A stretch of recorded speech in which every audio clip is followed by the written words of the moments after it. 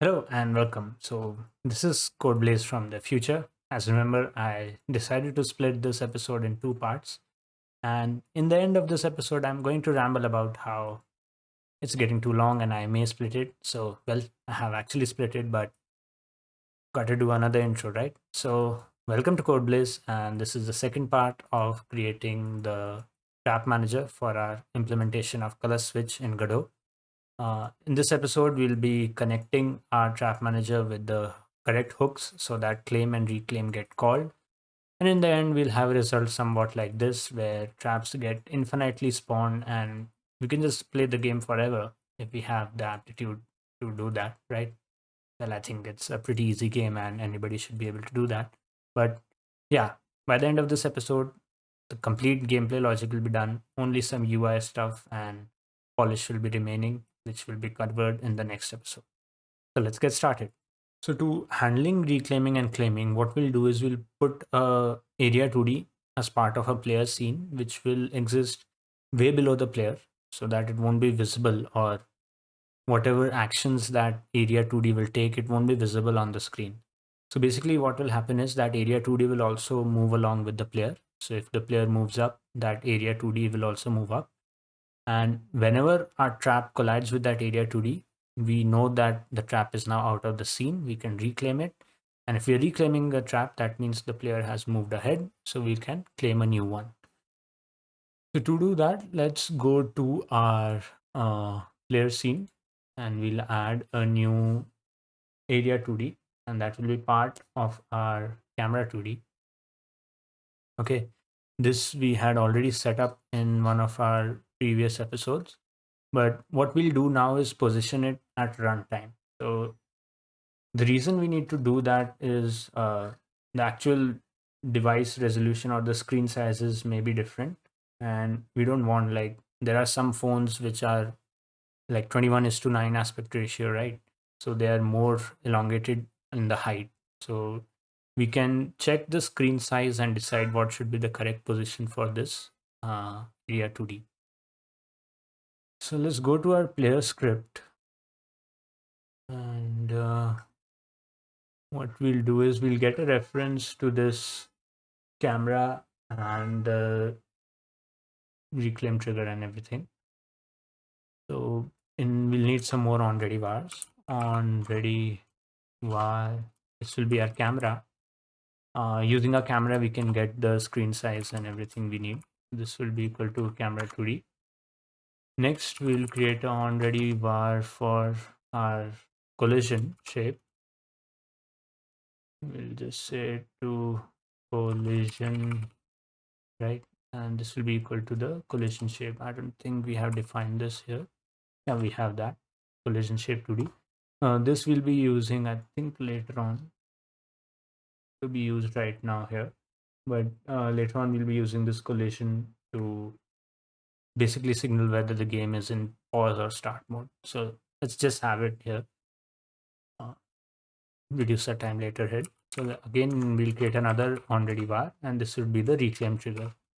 Reclaim trigger. And this would be equal to this collision shape that exists inside the camera. Put a colon here. And if you don't have this area 2D, ideally you would have set it up in the first or the second episode. But basically, we add a area 2D to our camera 2D, and next we just add a collision shape. I don't think I have changed its size, so it's default 10 by 10, and we'll be setting the size using script. Okay, let's go back to our script and we'll create a new function here to set the reclaim trigger position and size. Okay, so we'll do func set reclaim trigger position, and this will also return void, and we'll be calling this method as part of our ready after randomize. Okay. Now to get the viewport rectangle and all, right, what we can do is use get viewport also. I think we don't need the camera reference, but we'll say this thing first. Let's say the reclaim trigger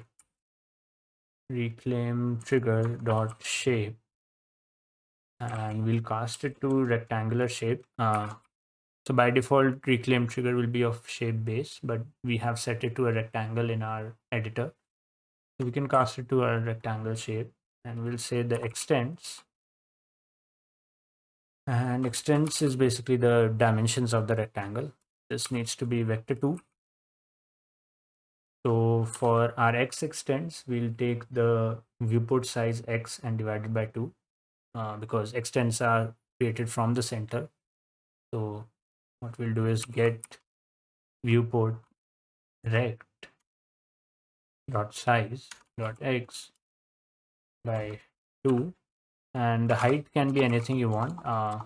Make it like sufficiently big so that it's not too small that physics may ignore collisions. So like 20 is fine for now. And next we'll set its position. So we'll say reclaim trigger dot position is equal to vector 2 dot down into reclaim zone. So this is a variable that we'll define in our editor. Basically how below the player or the main scene should this reclaim zone be. So let's just call it reclaim zone for now, and we'll define it as a variable above.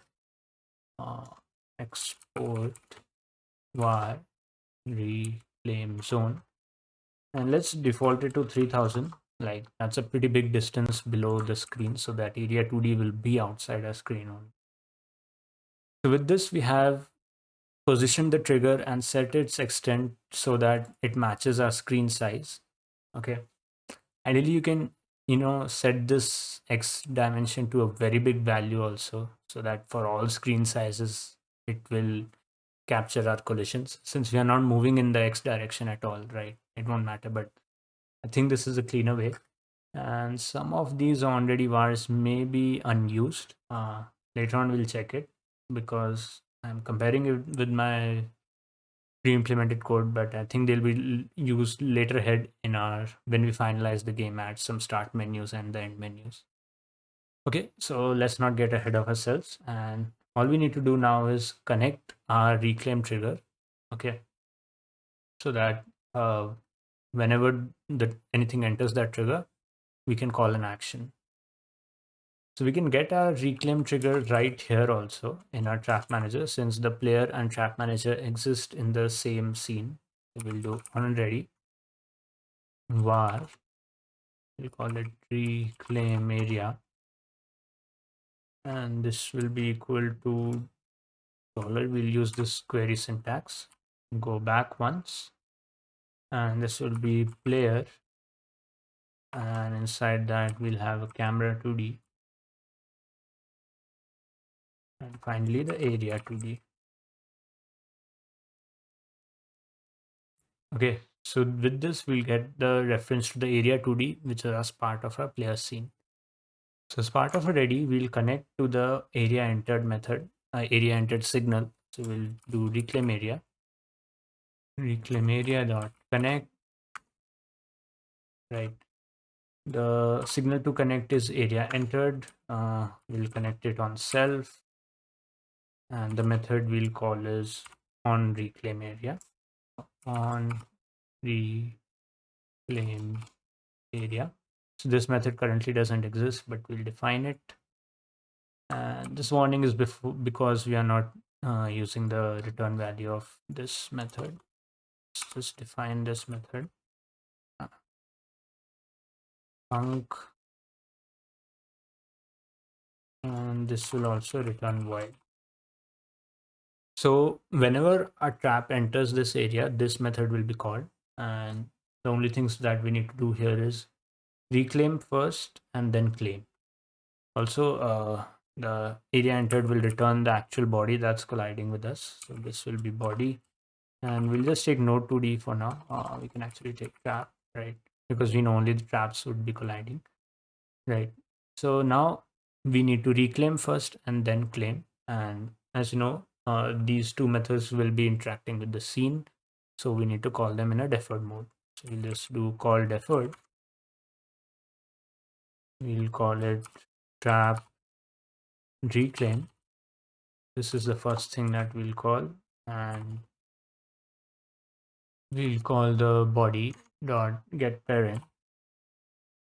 The reason we need to do get parent is because the actual collision shape is a child of the trap node, right? The trap node has a collision shape. So this body that we get here will actually be the collision shape. So we can't name it trap. We'll need to name it node 2D. Okay. So that's why we need to call get parent here. I can explain it, but I think way better. So if we go to our trap scene, right? So this collision shape is part of this, right? We'll be adding a collision shape here, and that would be a child of this trap. That is where the trap script exists. We need to call get parent here. So again, back in our next, we'll call the claim method. So again, this will be a call deferred, and we'll call it trap claim, right? So with this, the traps will be claimed, reclaimed, and claimed again, and should be infinite. All we need to do is add the collision shape for our traps, right? So we'll add an area 2D, and to this we'll add a collision shape 2D, collision shape 2D. This can be a rectangle only, because this shape actually doesn't matter for us, right? So where is it? Rectangle, rectangle, rectangle. Edit it. I think this is 400 by 400. Right, 400 by 400 should cover everything. And this area 2D is, I think everything is fine now. So it should, like, the game should now infinitely spawn traps, but there could be errors. So let's just test it out. So let's play the game and see if any error comes up. So initially we know our traps will be spawning because that's we cleared it up, and oh, we've got an error here. Invalid name get index add function trap reclaim. Does it show us which line it is? Line 47. Okay, open it. So this name, I think we are getting some invalid body here. So let's just let me just figure out and see what's going wrong here. So I figured out the issue. Well, actually it's a simple miss on my part. So when we are working with collisions, right, especially for a reclaiming thing, we need to put that on a separate layer, right? Let me show you what I mean by that. So if we open our trap scene, not the script, the scene, trap scene. So each of our quarter circles, right, they also have some collision shapes, and we are putting this square collision shape on top of our trap scene. So what will happen, right? There will be cases where the quarter circle's collision shape gets picked up by on body entered or area entered, right? And that body would be passed. And if we take, so what that means is this thing. And if we take the body of this, that would be top left, right? Now we can't do anything with top left. That's an error. What we really need to do is identify if we are colliding with this square shape that we have. We basically need to filter out our collisions. And in Godot, to do that, we need to define our collision layers. Okay, so if you check any area 2D and open the collision settings, you can define the collision layer and mask. So all of our other objects or any object by default would be on layer 1. But this area 2D of the square of our trap, this will put it on layer 2. And also the area reclaim trigger area in our what you say, layer, that will be also on layer 2. So collisions are only happening between objects on the same layer. So with this, we'll get the correct collision shape, and that way we'll get the correct parent. And another small issue that I had is if we see our trap manager, right? We had trap instance count and active count as same. So that means there was no reserved traps, and this can cause issues, right?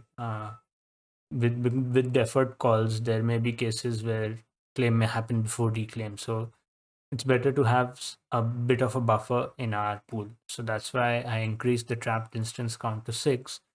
So that's way there will be 6 entities in our pool, and at a time 4 of them would be active.